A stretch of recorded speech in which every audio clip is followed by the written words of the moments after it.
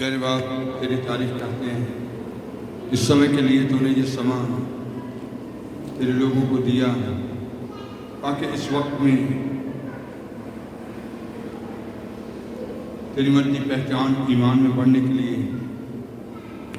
पाक लोगों की संगत में दाखिल होकर पाक कलाम के वसीले से शुद्ध हो जाएं, कामिल हो जाएं। और जैसा तूने ये वक्त ठहराया है कि हर इंसान इन दिनों में अपने एक एक गुनाह को याद करके पश्चाताप करके पूरी तरह शुद्ध होकर और जो बल इनके जीवनों में रखने जा रहा है उस बल को लेकर आने वाले वक्त के लिए तैयार पाए जाएं। तो आज ऐसा होने दे। एक एक के अंदर की बुराई, वो पुराना कमीर, वो दुष्टता का कमीर, वो फरीसियों का कमीर, हर तरह का वो कमीर आज निकल जाए। ऐसी बातें जो तुझे पसंद नहीं, जो इन्हें वचन से बाहर करती हैं, आज एक एक जीवन से यीशु नाम से बाहर हो जाए। फजल चाहते हैं, तेरी रहमत चाहते हैं। शुद्ध कर, हृदय शुद्ध हो जाए, लहू से शुद्ध हो जाए, सोचे शुद्ध हो जाए, ख्यालात शुद्ध हो जाए। देखना, बोलना, सुनना, जलना, हाथों के काम सब लहू से शुद्ध हो जाए। इनके जिस्मों के ये जो अंग हैं ये धार्मिकता के अंग बन जाए, ये पूरी धार्मिकता को पहन लें, पूरी और सच्ची निजात में नया बल पाए, नई ताकत पाए, नई कुव्वत पाए और वचन के खोजी हो जाए ताकि एक एक वचन को, एक एक शब्द को अपने जीवन में पूरा कर सके और तेरे नाम की महिमा इनके जीवन से मिल सके। वो आज ऐसा फजल इनको सीखने वाला मन दे, सुनने वाले कान दे, समझने के लिए वो बुद्धि दे। तेरी बातें इनके हृदयों में पूरे ईमान से उतरे ताकि ये फलदार, रोशन, जागृत और फतह में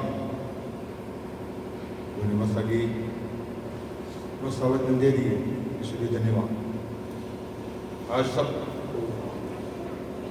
नया जीवन देने जा रहा है, नया शुक्र, नई शांति, नई ताकत देने जा रहा है। इस बड़ी रहमत के लिए हम धन्यवाद करते हैं और तेरे नाम को महिमा देते हैं। गुलाम यीशु, आमीन। Thank you, Jesus. Hallelujah. आया प्रभु मैं तेरे हजूर, संपूर्ण हुआ मसा तुझ जरूर। आया प्रभु मैं तेरे हजूर, संपूर्ण हुआ मसा तुझ जरूर। आया प्रभु मैं तेरे हजूर, संपूर्ण होवा मसा तुझे जरूर। जीवा दे मैनू मसा दे नवा, खुशबू तेरे ज्ञान दी लैके मैं फिरा।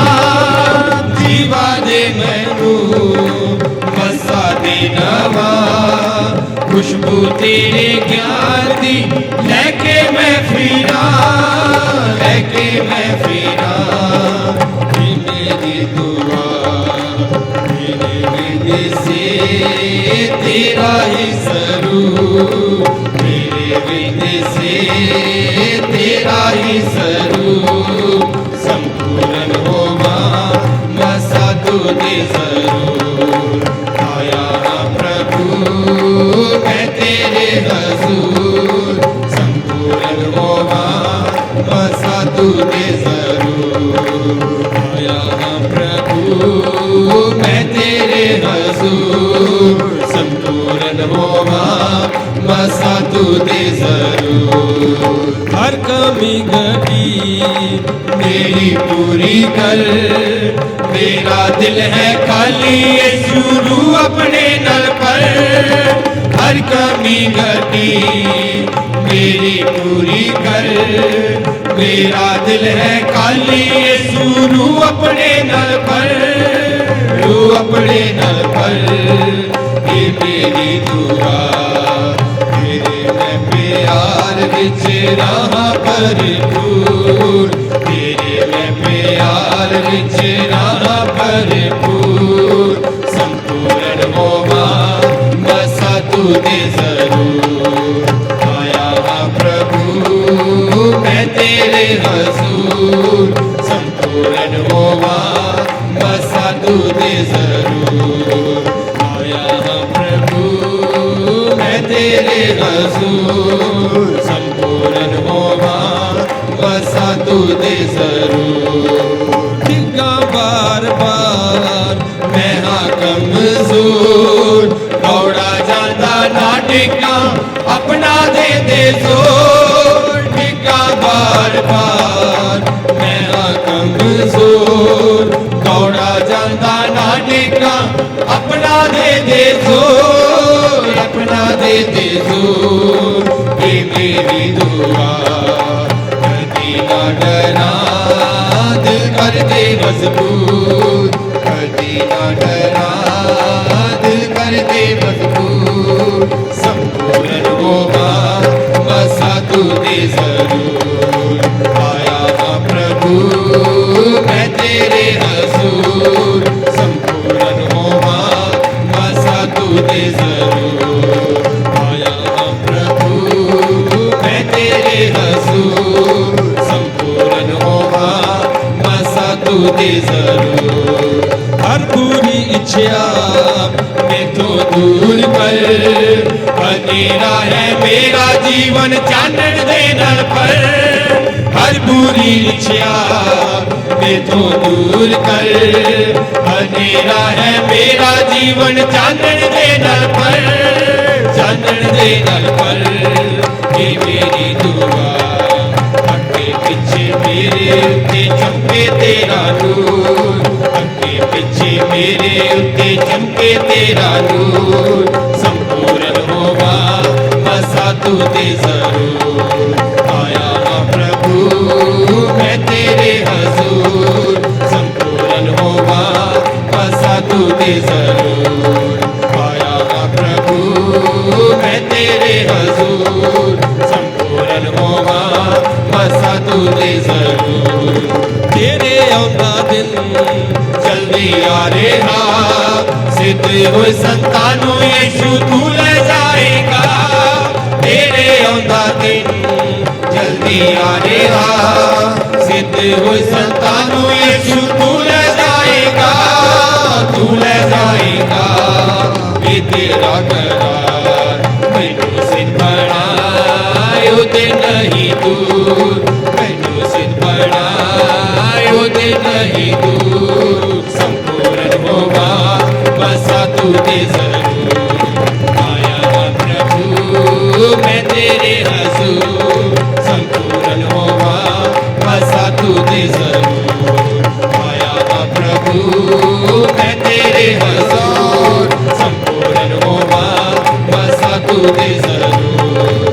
आया हाँ प्रभु मैं तेरे हजूर, संपूर्ण होगा मसा तू दे जरूर। आया हाँ प्रभु मैं तेरे हजूर, संपूर्ण होगा मसा तू दे जरूर। आया हाँ प्रभु मैं तेरे हजूर, संपूर्ण होगा मसा तू दे जरूर। आया हाँ प्रभु मैं तेरे हजूर, संपूर्ण होगा मसा तू दे जरूर। आया हाँ प्रभु मैं तेरे हजूर, संपूर्ण होगा मसा तू दे जरूर। आया हाँ प्रभु मैं तेरे हजूर, संपूर्ण होगा मसा तू दे जरूर। आया हाँ प्रभु मैं तेरे हजूर, संपूर्ण होगा मसा तू दे जरूर।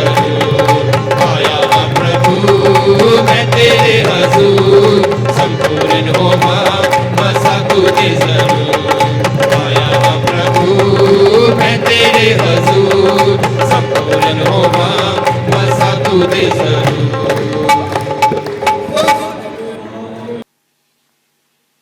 सो परमेश्वर के पवित्र नाम की तारीफ हो कि खुदा इन दिनों में एक एक जीवन से वो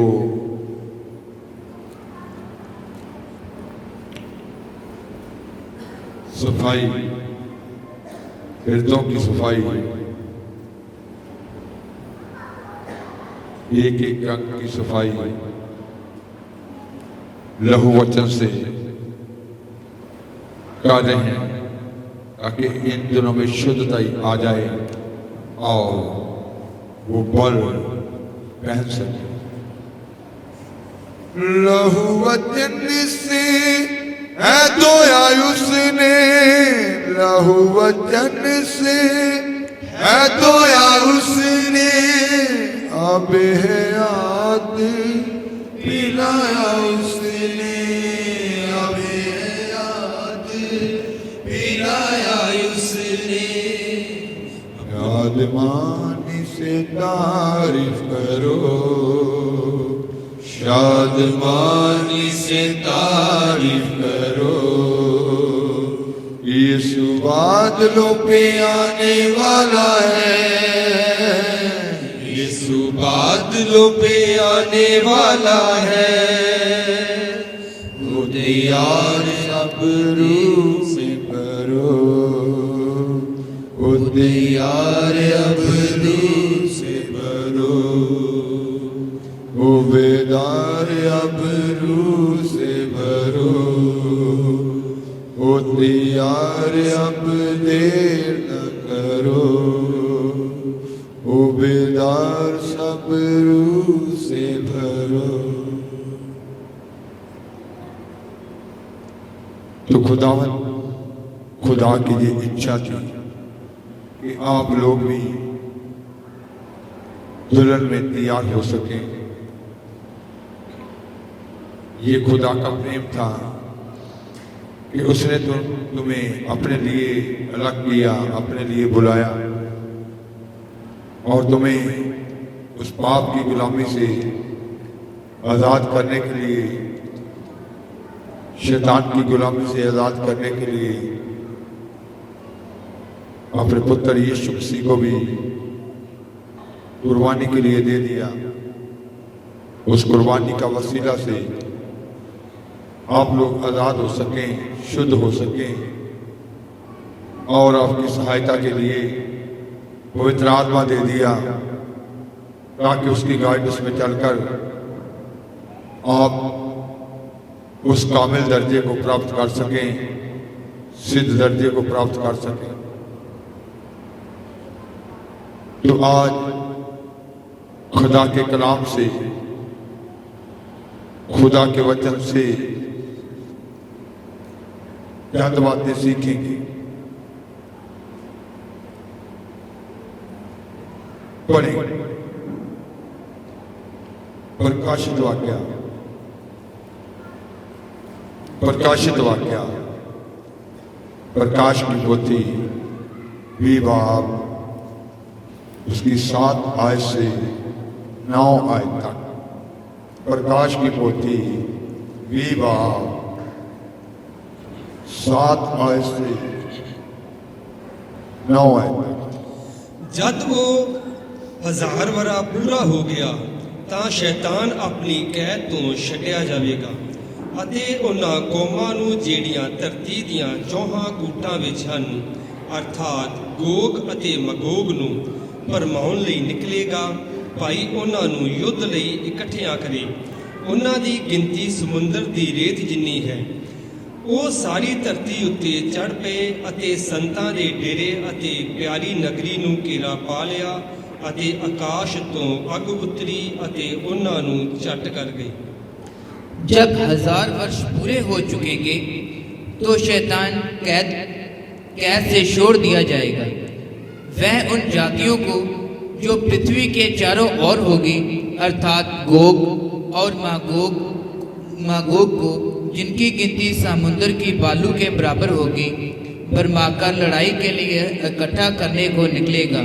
वह सारी पृथ्वी पर फैलकर पवित्र लोगों की छावनी और प्रिय नगर को घेर लेगी और आग स्वर्ग से उतरकर उन्हें भस्म करेगी। उर्दू।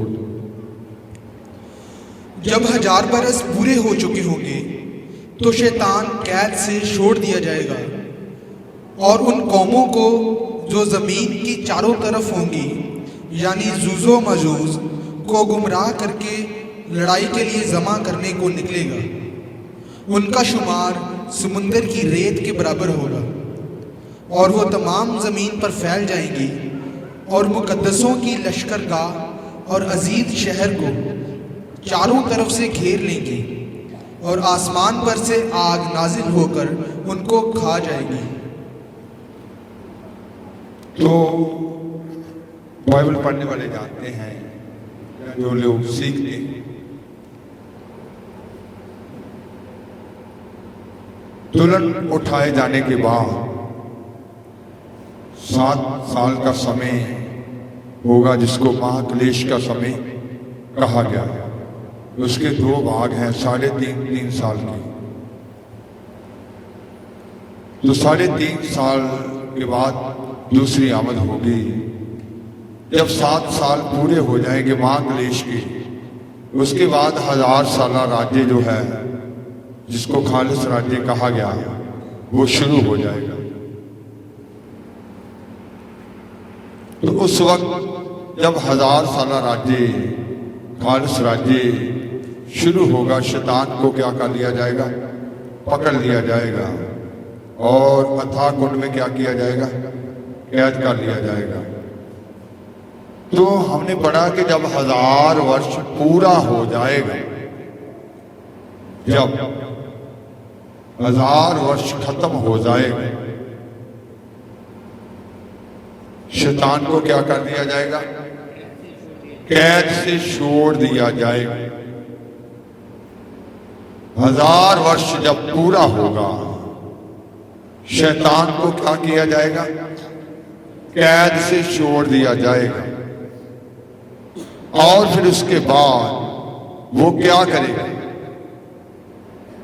पृथ्वी की 4 कूटें,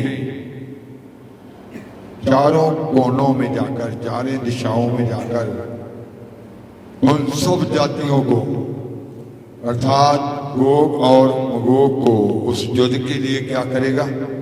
इकट्ठा करेगा। फिर लिखा गया है कि उनकी गिनती कितनी है? समुद्र की रेत के समान, समुद्र के बालू के समान। और फिर वो क्या करेंगे? क्या करेंगे? पढ़ेंगे इसको हिंदी में फिर से 8 को। वह उन जातियों को जो पृथ्वी के चारों ओर होगी अर्थात गोग और मागोग को, जिनकी गिनती समुद्र की बालू के बराबर होगी, बरमाकर लड़ाई के लिए इकट्ठा करने को निकलेगा। वह सारी पृथ्वी पर फैल तो उन सब जातियों को बरमाकर लड़ाई के लिए इकट्ठा करने के लिए क्या करेगा? निकले। तो जो उसके पीछे लगेगी जातियां वो कितनी है? समुद्र की बालू, समुद्र की रेत के समान। फिर वह सारी पृथ्वी पर फैलकर पवित्र लोगों की वह सारी पृथ्वी पर फैलकर पवित्र लोगों की छावनी और प्रिय नगर को घेर लेगी। पवित्र लोगों की छावनी और प्रिय नगर को क्या करेंगे? घेर लेगी। घेर लेंगे। और आग स्वर्ग से आग जो है वो स्वर्ग से उतरेगी, उन्हें भस्म करेगी। उन सब को क्या कर देगी? भस्म। आग स्वर्ग से उतरेगी तो उन सब को क्या करेगी? भस्म करेगी। ये आखिरी युद्ध है, आखिरी लड़ाई है।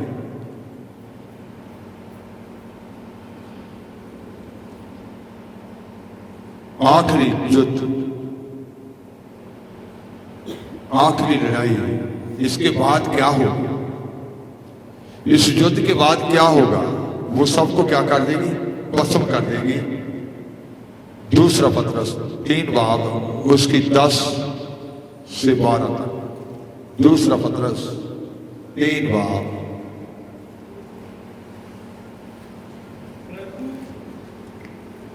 परंतु प्रभु ਦਾ ਦਿਨ ਚੋਰ ਵਾਂਗੂ ਆਵੇਗਾ, ਜਿਹਦੇ ਵਿੱਚ ਆਕਾਸ਼ ਸਰਨਾਟੇ ਨਾਲ ਜਾਂਦੇ ਰਹਿਣਗੇ ਅਤੇ ਮੂਲ ਵਸਤਾਂ ਵੱਡੇ ਤੌ ਨਾਲ ਤਪ ਕੇ ਟਲ ਜਾਣਗੀਆਂ ਅਤੇ ਧਰਤੀ ਉਹਨਾਂ ਕਾਰਾਗਰੀਆਂ ਸਨੇ ਜੋ ਉਸ ਵਿੱਚ ਹਨ ਜਲ ਬਲ ਜਾਵੇਗੀ। ਜਦੋਂ ਇਹ ਸਭੇ ਵਸਤਾਂ ਇਉਂ ਟਲ ਜਾਣ ਵਾਲੀਆਂ ਹਨ ਤਾਂ ਤੁਹਾਨੂੰ ਹਰ ਪ੍ਰਕਾਰ ਦੇ ਪਵਿੱਤਰ ਚੱਲਣ ਅਤੇ ਭਗਤੀ ਵਿੱਚ ਕਿਹੋ ਜਿਹੇ ਹੋਣਾ ਚਾਹੀਦਾ ਹੈ ਅਤੇ ਪਰਮੇਸ਼ਵਰ ਦੇ ਉਸ ਦਿਨ ਦੇ ਆਉਣ ਨੂੰ ਉਡੀਕਦੇ ਅਤੇ ਲੋਚਦੇ ਰਹੋ, ਜਿਹਦੇ ਕਾਰਨ ਆਕਾਸ਼ ਬਲ ਕੇ ਟਲ ਜਾਣਗੇ ਅਤੇ ਮੂਲ ਵਸਤਾਂ ਵੱਡੇ ਤੌ ਨਾਲ ਤਪ ਕੇ ਪੱਗਰ जाएंगी। परंतु प्रभु का दिन चोर के समान आ जाएगा। उस दिन आकाश बड़ी हड़हड़ाहट के शब्द से जाता रहेगा और तत्व बहुत ही तप्त होकर पिघल जाएंगे और पृथ्वी और उस पर के काम जल जाएंगे। जबकि ये सब वस्तुएं इस रीति से पिघलने वाली हैं, तो तुम्हें पवित्र चाल चलन और भक्ति में कैसे मनुष्य होना चाहिए और परमेश्वर के उस दिन की बाट किस रीति से जोड़ना चाहिए और उसके जल्द आने के लिए कैसा यत्न करना चाहिए, जिसके कारण आकाश आग से पिघल जाएंगे और आकाश के गण बहुत ही तप्त होकर गल जाएंगे।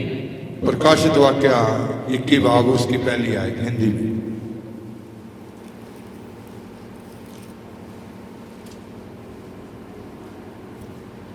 फिर मैंने नए आकाश और नई पृथ्वी को देखा, क्योंकि पहला आकाश और पहली पृथ्वी जाती रही थी और समुद्र भी ना रहा। तो उसके बाद जब आकाश से आग आएगी तो उन सबको क्या कर देगी, भस्म कर देगी। वो लास्ट युद्ध जो है, आखिरी युद्ध जो है, आखिरी लड़ाई जो है, उसके बाद क्या होगा, धरती अपनी सब कारागरियों समेत क्या हो जाएगी, जलकर राख हो जाएगी। आकाश भी क्या हो जाएगा, जलकर। तो फिर आकाश, पहला आकाश और पहली पृथ्वी क्या होती जाती रही। फिर कहता कि मैंने क्या देखा है, नया आकाश और नई पृथ्वी। अब हम इसका आत्मिक अर्थ समझेंगे। सबने आज ध्यान से इसको सीखना है।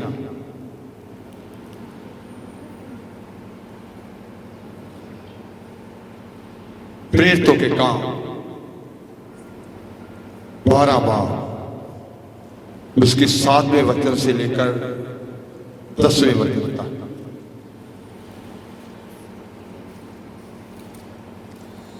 ਤਾਂ ਵੇਖੋ, ਪ੍ਰਭੂ ਦਾ ਇੱਕ ਦੂਤ ਆਣ ਖਲੋਤਾ ਅਤੇ ਉਸ ਕੋਠੜੀ ਵਿੱਚ ਚਾਨਣ ਚਮਕਿਆ ਅਤੇ ਉਸ ਨੇ ਪਤਰਸ ਦੀ ਵੱਖੀ ਤੇ ਹੱਥ ਮਾਰਿਆ ਅਤੇ ਉਹਨੂੰ ਜਗਾ ਕੇ ਆਖਿਆ ਕਿ ਛੇਤੀ ਉੱਠ, ਅਤੇ ਉਹਦੇ ਸੰਗਲ ਉਹਦੇ ਹੱਥਾਂ ਤੋਂ ਡਿੱਗ ਪਏ।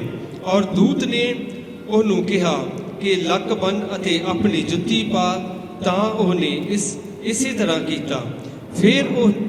ਫਿਰ ਉਸਨੇ ਉਹਨੂੰ ਆਖਿਆ, ਆਪਣੀ ਚਾਦਰ ओढ़ के मेरे मगर आ जा। ਅਤੇ ਉਹ ਨਿਕਲ ਕੇ ਉਸ ਦੇ ਪਿੱਛੇ ਪਿੱਛੇ ਤੁਰ ਪਿਆ। ਔਰ ਨਾ ਜਾਤਾ ਭਾਈ, ਇਹ ਜੋ ਦੂਤ ਵੱਲੋਂ ਹੋ ਰਿਹਾ ਹੈ ਸੋ ਸੱਚ ਹੈ, ਸਗੋਂ ਇਹ ਸਮਝਿਆ ਜੋ मैं एक दर्शन वेख रहा हाँ। हिंदी में पढ़ने से पहले एक आयत पढ़ेंगे, पहला ग्रंथियां 15 बाब उसकी 26 आयत। पहला ग्रंथियां 15 बाब उसकी 26 आयत। छेकड़ दा वैरी जेदा नाश होना है सो मौत है। तो जैसे उस आखिरी युद्ध के बारे में हमने पढ़ा कि 1000 वर्ष पूरा होने के बाद शैतान को क्या किया जाएगा, छोड़ दिया जाएगा। और वो पृथ्वी की सब जो जातियों को क्या करेगा, भरमाने के लिए निकलेगा, चारों कोनों के, चारों दिशाओं की ओर, चारों कोटों की ओर। और वो जो भरमाए जाएंगे वो समुद्र की बालू के समान है, समुद्र की रेत के समान।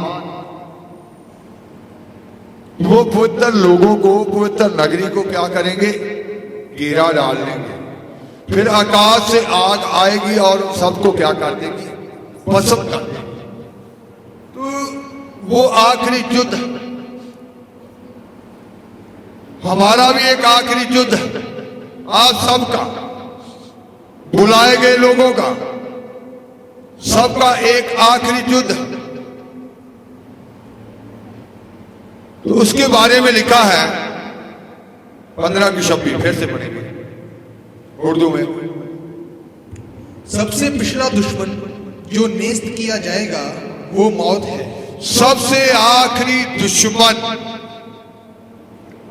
कौन है, वो मौत है, जिसके साथ वो युद्ध होगा, जिसके साथ युद्ध होगा।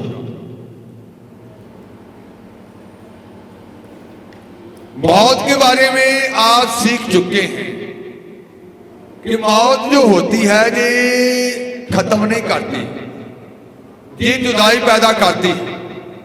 जैसे ये शरीर हमें मिला है, इसके बाद 2 शरीर हमें और मिलने वाले हैं। कितने शरीर हो गए, 3। कितने शरीर मिलेंगे, 3।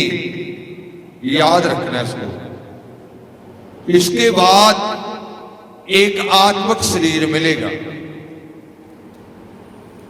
फतामंद लोगों को कौन सा शरीर मिलेगा, आत्मिक शरीर। फिर उसके बाद भी एक और है, तीसरा। तो मौत जो होती है वो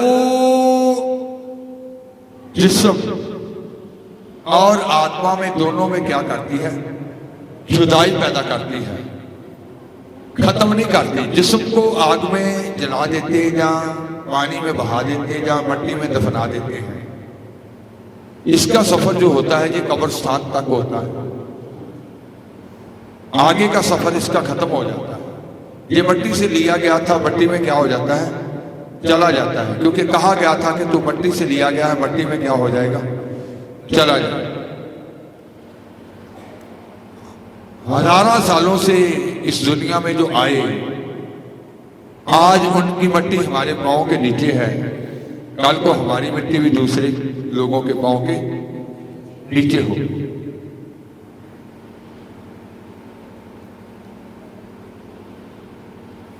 तो जितने भी खुदा के पास आए हैं, इन सब की एक ही चाहत होनी चाहिए, मसीह को देखने की, मौत के बाद मसीह को देखने की। आमद जब होगी, खुदा की आमद, जब दुल्हन को लेने आएंगे, हम दुल्हन की तैयारी में हैं। अगर आज आमद होती है तो हम क्या करेंगे, यीशु मसीह को देखेंगे, जो हमसे पहले सो चुके हैं, मसीह में होकर जो सो चुके हैं, वो कब्रों में से क्या किए जाएंगे, बाहर निकल आएंगे। वो भी मसीह को क्या करेंगे, देखेंगे। तो मौत के बाद एक ही मसीह जन की चाहत होती है कि वो क्या करे, मौत हो या आमद, इसको देखना है, मसीह को। तो लेकिन आज हम आखिरी शत्रु के बारे में, आखिरी युद्ध के बारे में सीखना कि आखिरी युद्ध कहता कि हमारा आखिरी शत्रु जो है वो है मौत। आखिरी लास्ट वैरी जो है, इसको हराने के लिए क्या करना पड़ेगा, अब पढ़ेंगे प्रेरितों के काम में से, हिंदी में। तो देखो, प्रभु का एक स्वर्गदूत आ खड़ा हुआ। पतरस जो था वो कैद खाने में था। तो आज हम, आज के लोगों के लिए इसकी तुलना एक पापी इंसान से, या जो असीरी में गुलामी में, उस कैद में, पाप की कैद में है या असीरी की कैद में है, उससे कर सकते हैं। वो कहा एक कैद खाने में उसके पास कौन आया? एक स्वर्गदूत आया और उस कोठरी में ज्योति चमकी और उसने पतरस की फिर पसली दोबारे से पढ़ेंगे। तो देखो प्रभु का एक स्वर्गदूत आ खड़ा हुआ और उस कोठरी में ज्योति चमकी। उस कोठरी में आ खड़ा हुआ, उस कोठरी में ज्योति चमकी और उसने पतरस की पसली पर हाथ मार के उसे जगाया और कहा, उठ जल्दी कर। पतरस की पसली पर हाथ मार के उसे उठाया और कहा, उठ जल्दी कर। और उसके हाथों से जंजीरें खुलकर गिर पड़ी। उसके हाथों से जंजीरें खुलकर क्या हो गई? गिर गई। तब स्वर्गदूत ने उससे कहा, कमर बांध और अपने जूते पहन ले। उसने वैसे ही किया। फिर उसने उसे कहा, अपना वस्त्र पहनकर मेरे पीछे हो ले। तो उसने कहा कि कमर बांध। कब कहा? जब दूत वहां कोठरी में प्रकट हुआ और वहां क्या हुई? ज्योति चमकी, रोशनी हुई। तो आपके अंदर भी खुदा का वचन, खुदा का कलाम नाजल होगा। आपके पास खुदा के कलाम को भेजा जाएगा, खातमों को भेजा जाएगा, भविष्यवक्ताओं को भेजा जाएगा। आपके अंदर वो रोशनी चमक उठे। उस कोठरी में आपकी देही में वो रोशनी आए। तो उसको कहा गया कि उठ, क्या कर? कमर बांध, कमर बांध और अपने जूते पहन ले। अपने जूते पहन ले। पौलुस ने कहा कि अपनी कमर सच्चाई से क्या कर लो? बांध लो। पतरस ने भी क्या कहा? यीशु मसीह ने भी क्या कहा? यीशु मसीह ने भी क्या कि तुम्हारी कमरें बंदी रहे और चिराग जलते रहे। पतरस ने भी कहा कि कमर को सच्चाई से क्या करो? बांध लो। और उसमें कहता है कि अपनी कमर सच्चाई से क्या करो? बांध लो।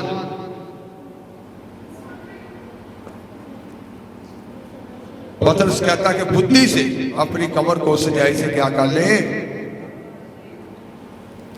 तो इसको भी क्या कहा गया?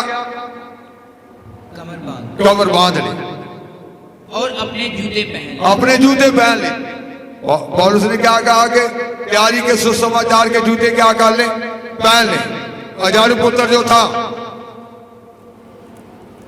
वो भी जब आया उसको क्या कहा गया कि इसको क्या किए जाए? नए जूते पहनाए जाए।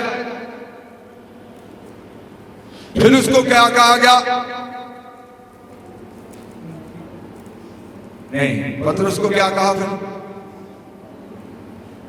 कमर बांध और अपने जूते पहन ले। उसने वैसा ही किया। फिर उसने उसे कहा, अपना वस्त्र पहनकर मेरे पीछे हो अपना ले। वस्त्र पहन कर मेरे पीछे हो ले। इसका मतलब है कि धार्मिकता का लिबास आज आपको पहनना होगा, धार्मिकता का वस्त्र आपको पहनना होगा। तो एक पापी इंसान जब पाप के कैद खाने से छूटता है, पाप से बाहर आता है,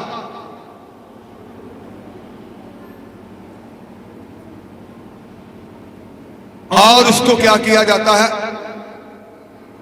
वो लिबास पहनाया जाता है, धार्मिकता का लिबास।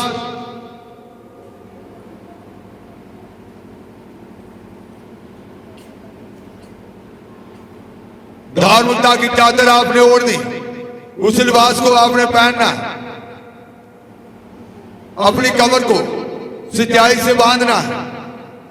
अपने पांव में सुसमाचार की तैयारी के जूते पहनना है। उसके बाद फिर क्या हुआ? उसको कहा गया कि मेरे पीछे हो ले। वह निकलकर उसके पीछे हो लिया, परंतु यह न जानता था कि जो कुछ स्वर्गदूत कर रहा है वह सच है, वरन यह समझा कि मैं दर्शन देख रहा हूं। तब वह पहले और दूसरे पहरे से निकलकर उस लोहे के फाटक पर पहुंचे जो नगर की ओर है।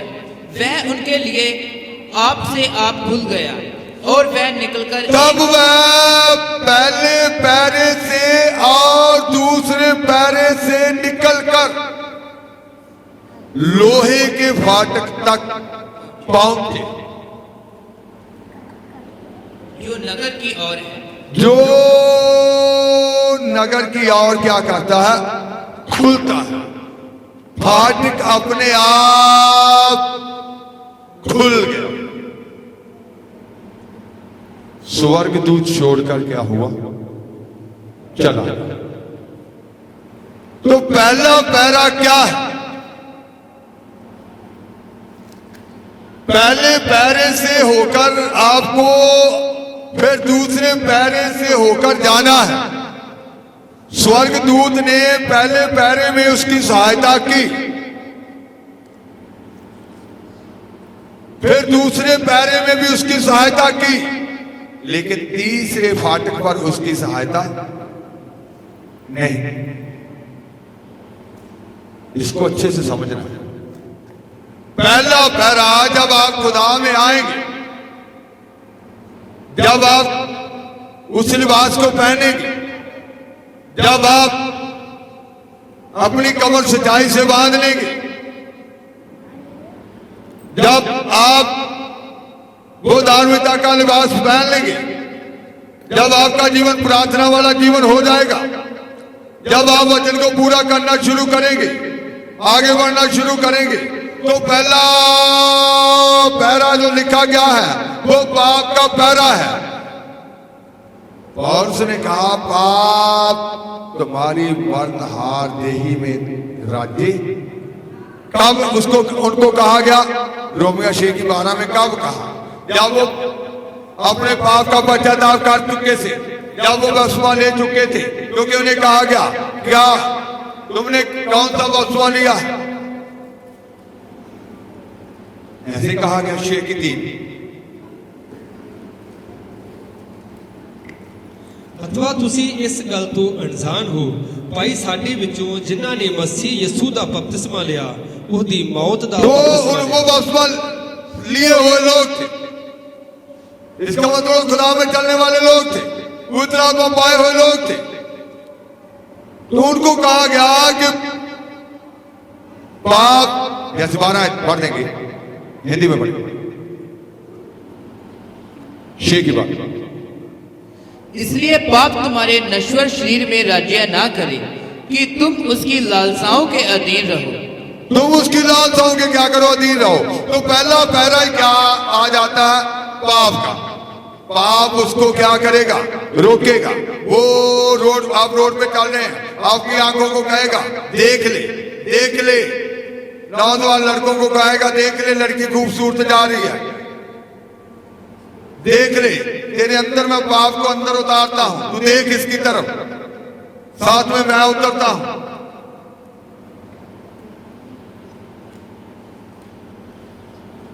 तो पहला पैरा पाप का पैरा होगा, वो आपसे रुकावट,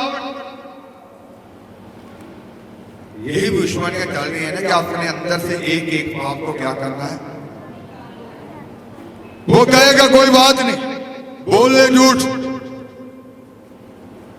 चलता है, कोई बात नहीं, पार्टी में कौन कोई देखने वाला, यहां कोई मुसीब भाई बहन नहीं है, लगा ले एक पैक, कोई बात नहीं, इस शादी में कोई नहीं है, तेरा सत्संग भाई कोई नहीं है, कोई नहीं देखेगा, आज जितना मर्जी आज दिल से पूरा डांस कर। यहां कौन किसी को मालूम होगा, लेकिन वो कौन सा पैरा है? पाप का पैरा है। वो रोक रहा है आपको आगे बढ़ने के लिए, उसने नाका लगा दिया है। वो शादी में नाका लगाएगा, रोड पे नाका लगाएगा, आपके बिजनेस में नाका लगाएगा, बस में सफर कर रहे हैं नाका लगाएगा, ये बुरा देखे, बुरा बोले, बुरा सुने।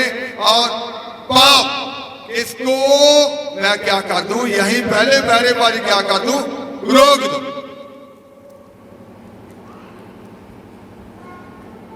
वो रोकेगा। पाप कोई ना कोई रास्ता ढूंढेगा आपको रोकने के लिए।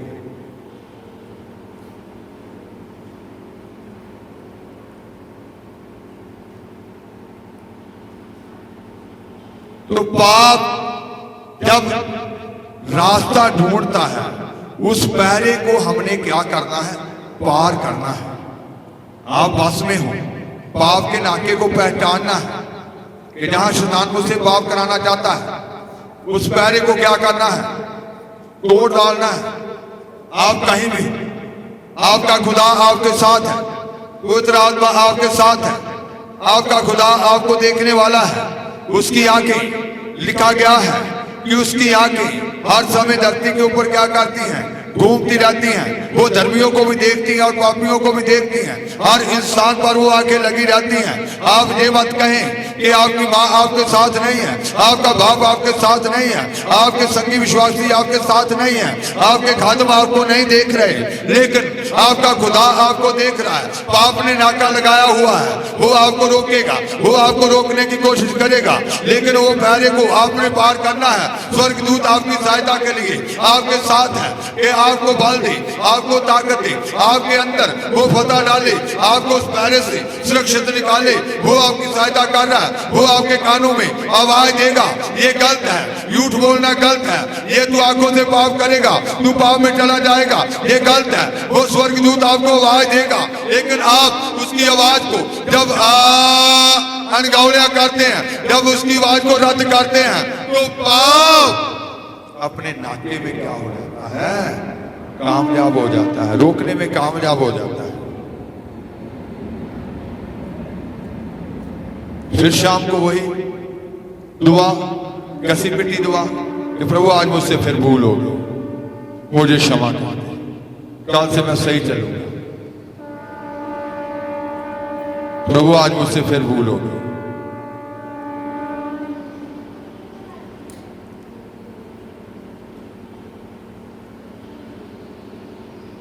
तो पहला पैरा पार करने के बाद दूसरा पैरा आ गया, उसका नाम है संसार। फिर संसार अपना जाल फेंकेगा। आप पाप से निकल आए हैं, संसार ने अपना जाल फेंक देना है।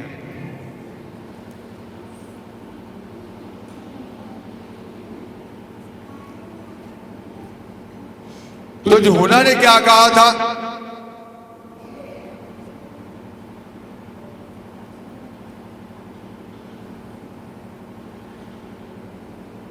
कि संसार का लालसा जो है, ये पिता की ओर से नहीं, संसार की अभिलाषाएं, ये एक जाल है, वो फेंकेगा, वो अपना पैरा लगाएगा। मैं अभिलाषाओं का जाल इसके ऊपर क्या करता हूं? फेंक देता हूं।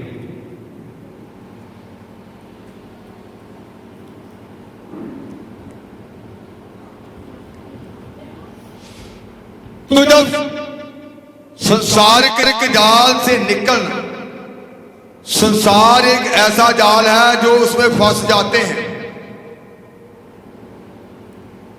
उनसे निकलना क्या हो जाता है? कठिन हो जाता है। संसार में ऐसे रिश्ते नाते भी आते हैं, बहुत सारे खुदा की मर्जी को इसलिए नहीं पूरा कर पाते कि वो रिश्तों की मोहब्बत में क्या हो जाते हैं? फंस जाते हैं।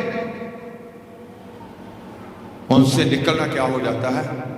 कठिन हो जाता है।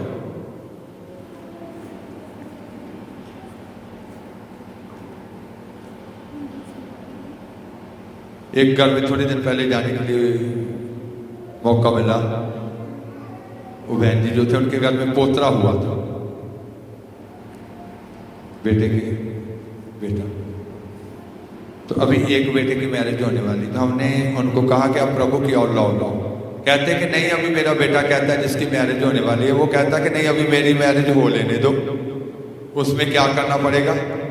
नाचना पड़ेगा जहां, तभी उसकी मैरिज क्या करनी है। तो ये एक संसार का जाल है।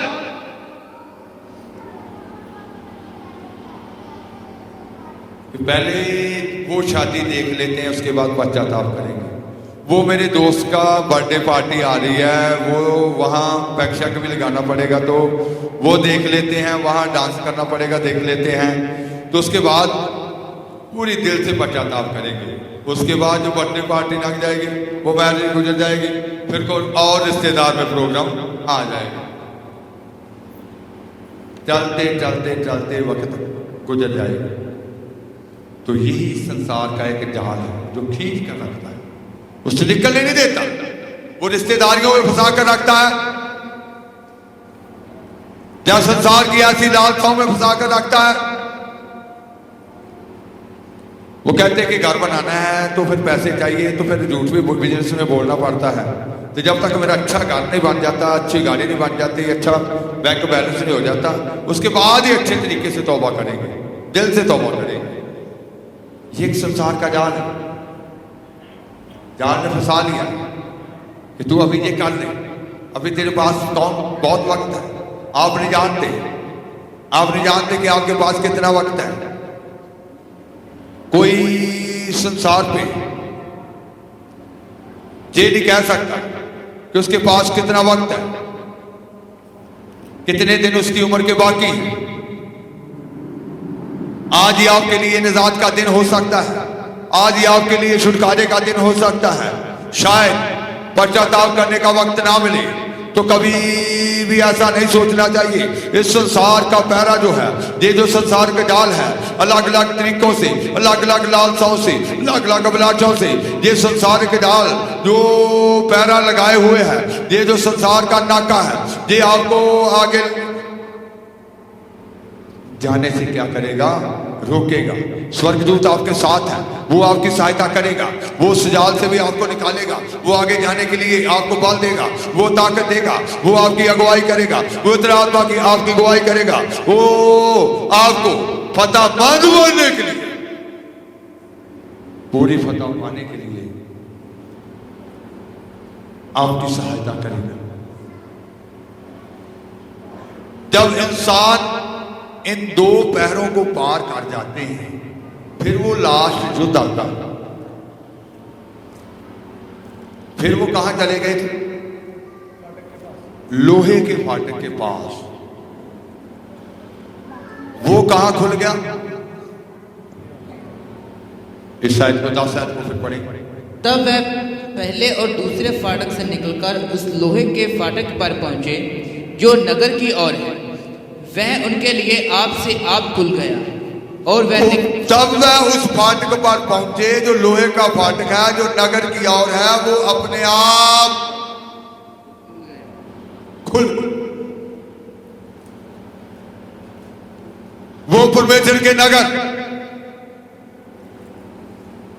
इस फाटक का नाम, जिसे लोहे का फाटक कहते हैं, मौत का फाटक। मौत के बाद, उस फाटक को पार करने के बाद, वो फाटक किधर को खुल गया? नगर की ओर। ये फाटक परमेश्वर के नगर की ओर खुल जाएगा। स्वर्गदूत वहां आपको क्या कर देगा? छोड़कर चला जाएगा। वो आपकी मंजिल तक पहुंचाकर, परमेश्वर तक पहुंचाकर चला जाएगा। लेकिन ये आखिरी में इतना आसान नहीं है। पहला करते हैं 15 बाब उसकी 54 आयत से 57 आयत तक।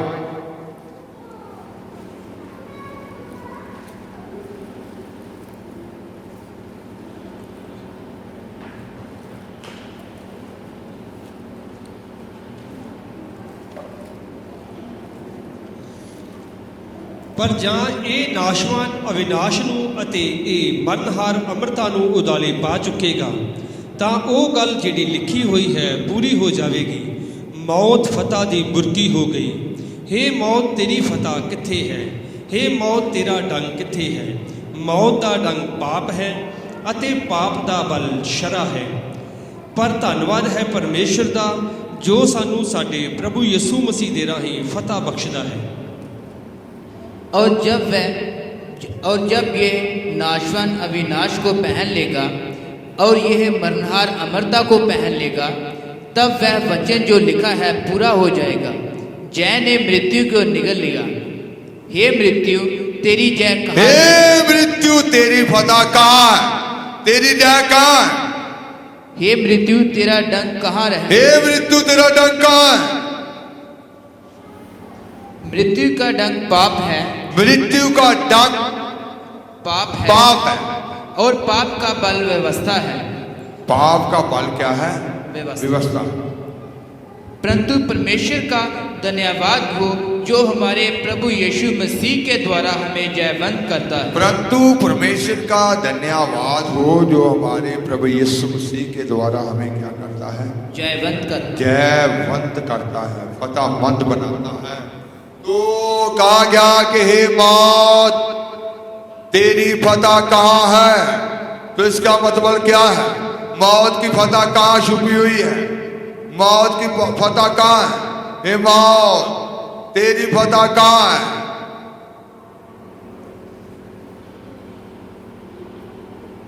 मौत की फतह कहाँ है? हे मौत, इन लाइनों को उर्दू में भी पढ़ेंगे। हे मौत, ऐ मौत तेरी फतह कहाँ है? ऐ मौत तेरा डंक कहाँ है? मौत का डंक गुनाह है और मौत का डंक गुनाह है। इसका मतलब है कि कहा गया कि हे मौत तेरी फतह कहाँ है? मौत की फतह कहाँ छुपी हुई है? पाप में। कहाँ है? गुनाह में। गुनाह में।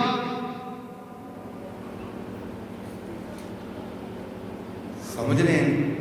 हे मौत तुझे आपकी आखिरी युद्ध जो होगा, हमारा शेकला वैरी कौन है? मौत। शेकल शत्रु के बारे में आपने पढ़ा कि आखिरी युद्ध किसके साथ है? मौत के साथ, मृत्यु के साथ। तो जो पीछे हटी हुई हालत में लोग होते हैं, जब पाप में फंसे हुए लोग होते हैं, गिरे हुए लोग जो होते हैं, तो आखिरी युद्ध में शैतान क्या करेगा? इतनी दुष्ट आत्माओं को लेकर आएगा जिनकी गिनती रेत के बालू के समान है। जब आप मौत के किनारे पे होंगे, वो उनको इकट्ठा करेगा और फिर उन्हें, उन पवित्र लोगों को, पवित्र नगरी को क्या कर लिया था? घेरा डाल लिया था। तो आप एक पवित्र नगरी हैं, आपका जीवन एक पवित्र नगरी है, आप स्वर्गीय यरूशलेम हैं, आप सिय्योन हैं। वो आखिरी वक्त में भी आपके साथ गिनती अनगिनत दुष्ट आत्माओं के साथ युद्ध करने के लिए क्या करेगा? आ जाएगा। आखिरी समय का ये मत कहो कि हम बच चुके हैं। जब तक जिस्म में है तब तक खतरे में है, क्योंकि वो बुक देसी की तरह क्या करता है? ढूंढता फिरता है कि किसको पार खाऊं। वो कहां खींच कर लाएगा? लोहे के बाढ़ के पास आप पहुंच चुके हैं। आए मौत तेरी फतह कहाँ है? वो जानता है कि मौत की फतह कहाँ है? पाप में। वो पहले पैरे में फिर खींच कर ले आएगा, किससे? पाप कराकर उसी जाल में फिर से मेरे आगे निकलेगा, फिर खींच के। समझ रहे? समझ रहे हैं? छोटे से छोटे पाप को भी क्या करना है? निकाल देना है, बाहर निकालना है। क्योंकि ये मौत का ढंग जो है वो पाप में छिपा हुआ है। तो शराब का उल्ट क्या है? पाप है। क्योंकि यहां हमने पढ़ा है कि पाप का बल क्या है? शराब। पाप की ताकत क्या है? शराब। आप शराब को उल्ट करते हैं तो उसको ताकत मिलती है, उस कानून से वो लड़ता है। इसने इस शराब को क्या कर दिया? लंघन कर दिया। अब ये क्या है? पापी। वो संसार के जाल से ज्यादा किस चीज से फंसाएगा? पाप में। कि आए मौत तेरा डंक कहां? तो मौत का डंग जो है वो कहां छुपा हुआ है? पाप में। सभी बोलो, मौत का डंग कहां छुपा हुआ है? सब ऊंचे बोलो, पाप में, पाप में, पाप में। तो एक एक पाप को निकालने का क्या है? वक्त है, क्योंकि उसका डंग ही पाप में है। अगर आपका जीवन पाप में हुआ, संकट करते हुए भी आप पाप में हुए, आप गिरी हुई हालत में हुए, आप पीछे हटी हुई हालत में हुए, बेशक आप संकट में आते हैं, लेकिन अंदर पाप जो है उसका डंग, मौत का डंग कहां छुपा हुआ है? उसी पाप में जो आपके अंदर है।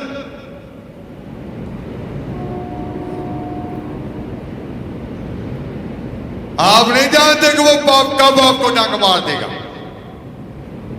मृत्यु का डंग मार दे। लेकिन जो खुदा के वचन में होंगे, जो खुदा की इच्छा में होंगे, धर्मी लोग होंगे, पवित्र लोग होंगे, उनको युद्ध नहीं करना पड़ा। वहां लिखा कि उनको युद्ध नहीं करना पड़ा, आकाश से आग आई और उन सबको क्या कर दिया?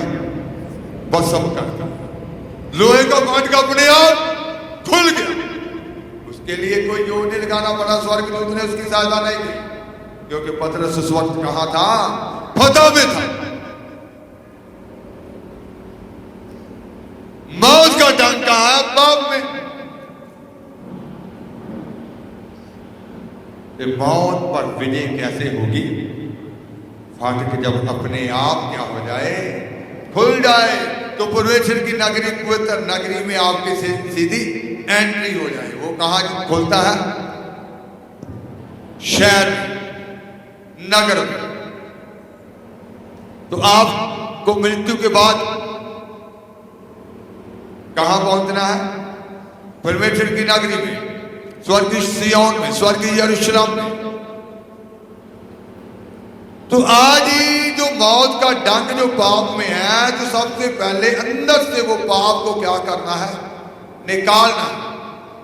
नहीं तो वो अनगिनत आखिरी वक्त में, जब आपका आखिरी वक्त होगा, अनगिनत दुष्ट आत्माओं को इकट्ठा करके आपके साथ युद्ध के लिए क्या करेगा? निकलेगा। आपको क्या कर लेगा? घेरा डाल देगा।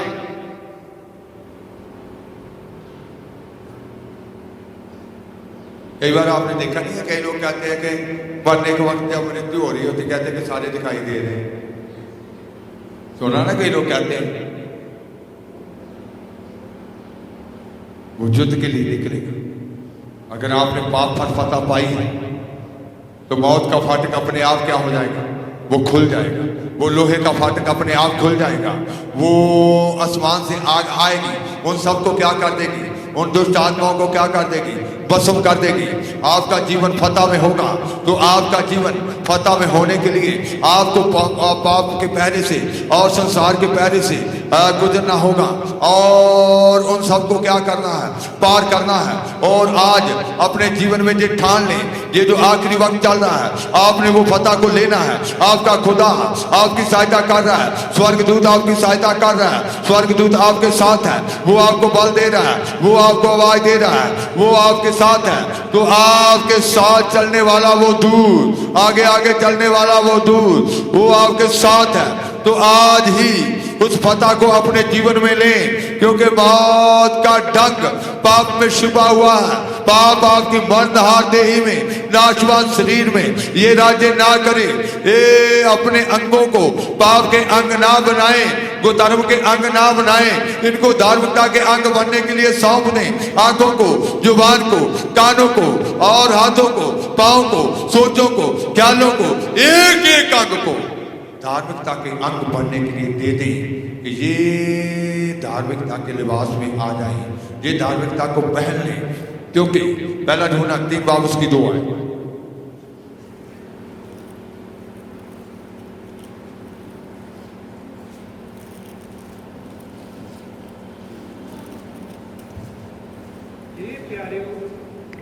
हे प्याਰਿਓ, ਅਸੀਂ ਹੁਣ ਪਰਮੇਸ਼ਰ ਦੇ ਬਾਲਕ ਹਾਂ ਅਤੇ ਅਜੇ ਇਹ ਪ੍ਰਗਟ ਨਹੀਂ ਹੋਇਆ, ਭਾਈ ਅਸੀਂ ਕੀ ਕੁਝ ਹੋਵਾਂਗੇ।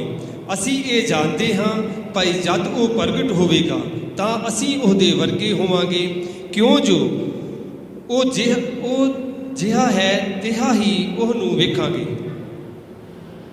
हे प्रियो, अब हम परमेश्वर की संतान हैं और अभी तक यह प्रकट नहीं हुआ कि हम क्या कुछ होंगे। इतना जानते हैं कि जब वह प्रकट होगा तो हम उसके समान होंगे, क्योंकि उसको वैसा ही देखेंगे जैसा वह है। उसको वैसा ही देखेंगे जैसा वो है।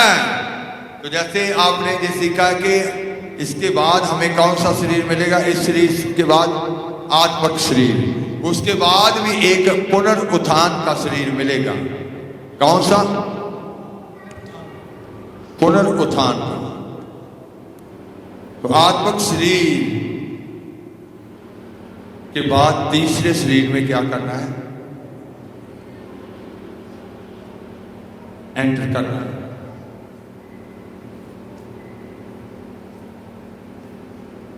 तो हमें आमद हो या मृत्यु के बाद एक ही कि जैसा हो वो है वैसा ही क्या करेंगे? देखेंगे। हमारे अंदर उसको देखने के लिए कि हम उसको देखें, हम उसको देखें।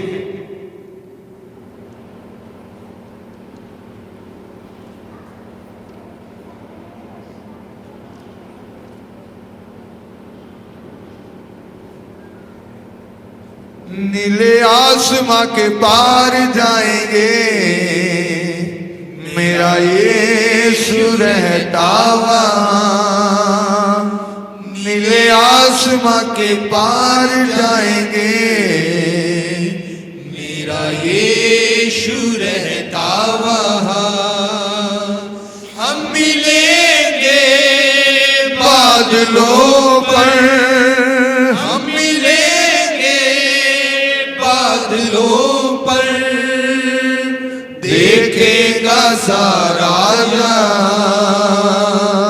नीले आसमां के पार जाएंगे, मेरा यीशु रहता वहाँ।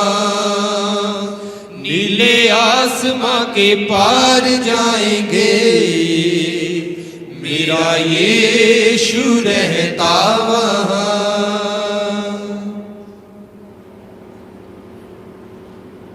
तो आज हमारे पास वो फतह का जीवन होना चाहिए।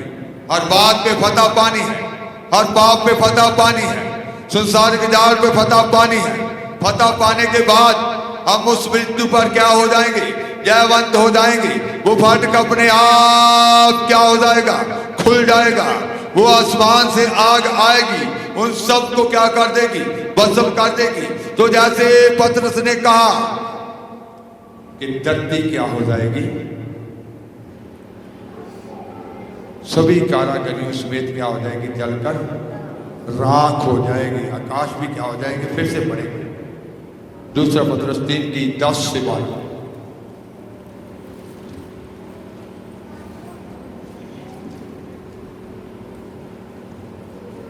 परंतु प्रभु का दिन चोर के समान आ जाएगा। उस दिन आकाश बड़ी हड़हड़ाहट के शब्द से जाता रहेगा और तब बहुत ही तप होकर पिघल जाएंगे और पृथ्वी और उस पर के काम जल जाएंगे। जबकि ये सब वस्तुएं इस साथ में क्या कहा? जबकि ये सब वस्तुएं इस रीति से क्या हो जाएंगी? पिघलने वाली हैं। पिघलने वाली हैं, जलकर राख होने वाली हैं। तो तुम्हें पवित्र चाल चलन और तुम्हें कैसे चलना चाहिए? पवित्र चाल चलन होना चाहिए आपका। और भक्ति में कैसा मनुष्य होना चाहिए? भक्ति में आपका जीवन कैसा होना चाहिए? भक्ति में आप कैसे मनुष्य होने चाहिए? क्योंकि जिस सब वस्तु में क्या आकाश भी क्या हो जाएगा? जाता रहेगा और पृथ्वी क्या हो जाएगी? जाती रहेगी। फिर मैंने क्या देखा? कहता कि नया आकाश और नई धरती। पहला आकाश और पहली पृथ्वी क्या हो गई? जाती है।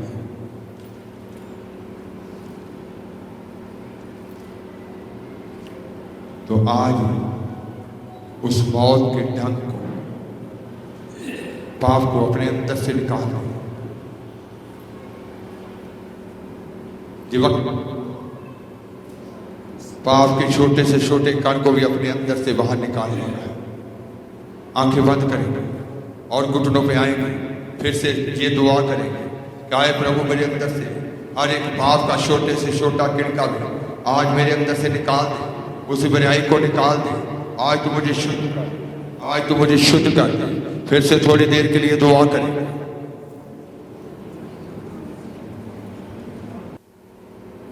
आज जो खाने की भेंट है, सालों से यहां पर खाना बनता आया था।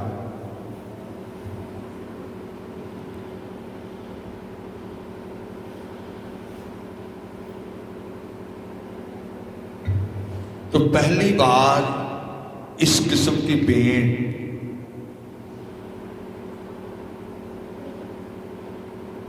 जो आज खाना बन रहा है,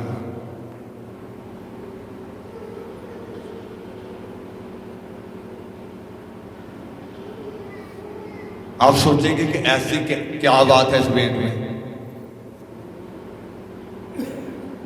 बर्थडे पार्टी पर भी लोग खाना बनाते हैं कि हमारे बच्चे का बर्थडे है तो हम संगत के लिए खाना बनाएंगे, या अपने बच्चों की तरक्की के लिए, या स्टडी के लिए, या खुशी के मौक़ों पर,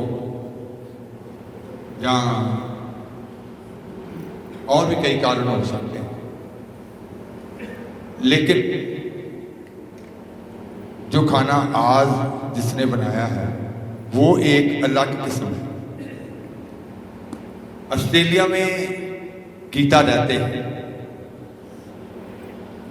कल उनका बर्थडे 26 तारीख को, तो उनके लिए बर्थडे का गिफ्ट जिसने दिया है वो क्या है। उनके सिस्टर हैं, उन्होंने ये खाना इसलिए बनाया भेंट खुदा को कि सबसे अच्छा गिफ्ट क्या होता है कि खुदा उनको और आत्मिकता में बढ़ाए, वो खुदा की नजदीकी में बढ़े, वो और ईमान में बढ़े, वो और खुदा के निकट आ जाएं।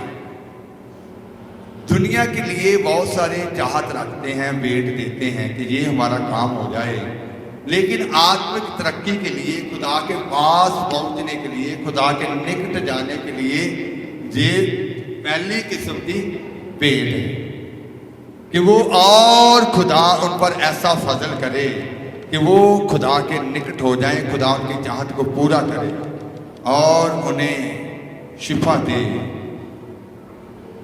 तो असल में तो ऐसे ही होना चाहिए।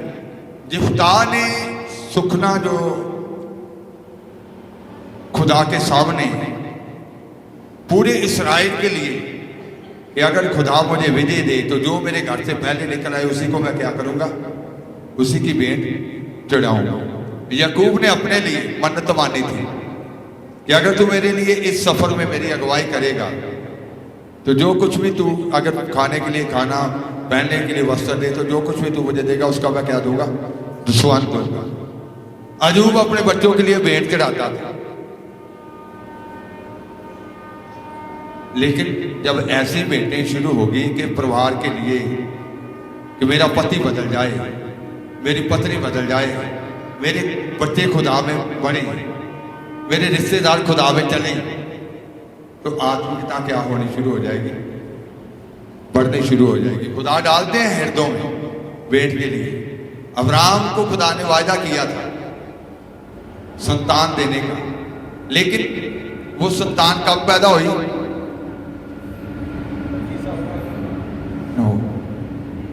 पहले खुदा और दो दूत उसके साथ, 3 जन उसके घर में क्या खाने के लिए आए, खाना खाने के लिए आए। उसके बाद उनको कहा गया कि जो आने वाला वर्ष है उस वर्ष में सारा क्या होगी, बच्चे को क्या देगी, कि अब सारा गर्भवती होगी, सारा क्या देगी बच्चे को, तो भेंट क्या होती है, वो उन रास्तों को क्या कर देती है, खोल देती है। तो इन्होंने अपने सिस्टर के लिए जो चाहत रखी कि वो आत्मिकता में बढ़े, सब उनके लिए दुआ करेंगे, गीता के लिए वो खुदा के नज़दीक आ जाएं और पवित्रता में और ईमान में और खुदा में वचन में मजबूत हो जाएं। सब हाथ उठा के तारीफ करें। खुदा इनकी भेंट को कबूल करें, इसलिए भी तारीफ करें, और उनके जिस्म में शिफा भी हो और एक एक पाप उनके अंदर से बाहर हो जाए, वो भी खुदा की मर्जी को वचन को पूरा करें, इसलिए तारीफ करें।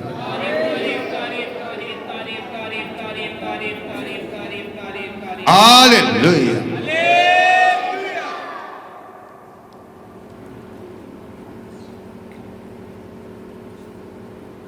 तो अब अपने लिए भी ये दुआ करें कि आज मेरे अंदर से भी एक एक सब, कि मेरे अंदर से बुराई प्रभु निकाल, कि मैं पाप के पहरे को पार कर सकूं, मैं संसार के पहरे को पार कर सकूं, और लोहे का फाटक मेरे लिए अपने आप क्या हो जाए, खुल जाए। आप खुदा में होंगे तो वो शैतान की आत्माएं, शैतानी शक्तियां आप पर कभी भी गालिब आग आएगी, सबको क्या कर देगी, भस्म कर देगी। हालेलुया। प्रभु की महिमा। Praise the Lord. Thank you, Jesus.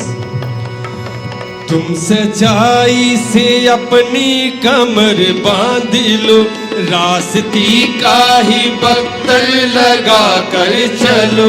तुम सच्चाई से अपनी कमर बांध लो, रास्ती का ही बख्तर लगा कर चलो।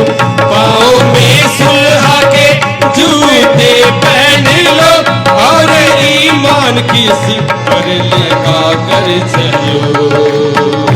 तारीकी के हुक्मरानों से है ये खून और गोश्त की जंग नहीं। तारीकी के हुक्मरानों से है ये खून और गोश्त की जंग नहीं। ये जंग रूहानी फौजों से है, ये खून और गोश्त की जंग नहीं। ये जंग रूहानी फौजों से है, ये खून और गोश्त की जंग नहीं। ये रंगे की तासीरों से है, ये रंगे की तासीरों से है, ये खून और गोश्त की जंग नहीं। ये जंग रूहानी फौजों से है, ये खून और गोश्त की जंग नहीं। ये जंग रूहानी फौजों से है नज़ात का टोपरू की तलवार जो, है नज़ात का टोपरू की तलवार जो। तुम कलामे खुदा सबके सब ही ले लो, तुम कलामे खुदा सबके सब ही ले लो। जागते तुम रहो और दुआएं करो, आग से जलते तीरों को बुझा सको। इश्क के जलते तीरों से है ये खून और गोश्त की जंग नहीं। अब इश्क के जलते तीरों से है ये खून और गोश्त की जंग नहीं। ये रंग तीरों से है, ये अनदेखी तासीरों से है, ये खून और गोश्त की जंग नहीं। ये जंग रूहानी फौजों से है, ये खून और गोश्त की जंग नहीं। ये जंग रूहानी फौजों से है, ये खून और गोश्त की जंग नहीं। ये जंग रूहानी फौजों से है,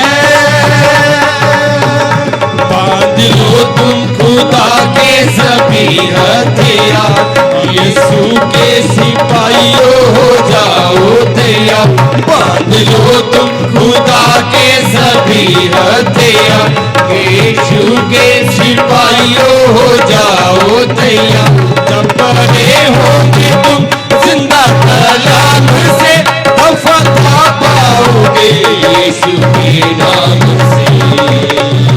ये शैतानी मनसूबों से है, ये खून और गोश्त की जंग नहीं। ये शैतानी मनसूबों से है, ये खून और गोश्त की जंग नहीं। ये अंधे की तासीरों से है, ये अंधे की तासीरों से है, ये खून और गोश्त की जंग नहीं। ये जंग रूहानी फौजों से है, ये खून और गोश्त की जंग नहीं। ये जंग रूहानी फौजों से है। तुम सच्चाई से अपनी कमर बांध लो, रास्ते का ही पत्थर लगा कर चलो। तुम सच्चाई से अपनी कमर बांध लो, रास्ते का ही पत्थर लगा कर चलो। पाँव में सुलह के जूते पहन लो, और ईमान के सिपर लगा कर चलो। तारीकी के रुख मैदानों से है, ये खून और गोश्त की जंग नहीं। तारीकी के रुख मैदानों से है, ये खून और गोश्त की जंग नहीं। ये अंधे की तासीरों से है, ये अंधे की तासीरों से है, ये खून और गोश्त की जंग नहीं। ये जंग रूहानी फौजों से है, ये खून और गोश्त की जंग नहीं। ये जंग रूहानी फौजों से है, ये खून और गोश्त की जंग नहीं। बांध लो तुम खुदा के सभी हथियार, यीशु के सिपाहियों हो जाओ तैयार। बांध लो तुम खुदा के सभी हथियार, यीशु के सिपाहियों हो जाओ तैयार। जब परे होगे तुम जिंदा कलाम से, तब फतह पाओगे यीशु के नाम से। ये शैतानी मनसूबों से है, ये खून और गोश्त की जंग नहीं। ये शैतानी मनसूबों से है, ये खून और गोश्त की जंग नहीं। ये अंधे की तासीरों से है, ये अंधे की तासीरों से है, ये खून और गोश्त की जंग नहीं। ये जंग रूहानी फौजों से है, ये खून और गोश्त की जंग नहीं। ये जंग रूहानी फौजों से है, ये खून और गोश्त की जंग नहीं। ये जंग रूहानी फौजों से है, ये खून और गोश्त की जंग नहीं। ये जंग रूहानी फौजों से है, ये खून और गोश्त की जंग नहीं। ये जंग रूहानी फौजों से है। प्यारे बाप, तेरी तारीफ करते हैं इन जिंदगियों के लिए और उन सब के लिए जिनके बारे में तेरी इच्छा है कि वो सब पाप की दलदल से बाहर आ जाएं, और जिनके बारे में तेरी ये योजना है कि वो फतह का जीवन व्यतीत करें, और सचमुच आज तेरी फतह इन सब के जीवनों में दाखिल हो। तो इनको फतह मंद बना, उन सब को बना जिनको तू बुलाता है। ये एक एक छुपे हुए गुनाह से बाहर आ जाए, अपने अंदर देख सके, छुपे हुए गुनाहों को देख सके और निकाल सके, इनका चाल चलन वैसा हो जैसा तेरी इच्छा है, वचन के मुताबिक डाल जाए, रोशनी में, जागृति में, सच्चाई, पवित्रताई में, खराई में चले,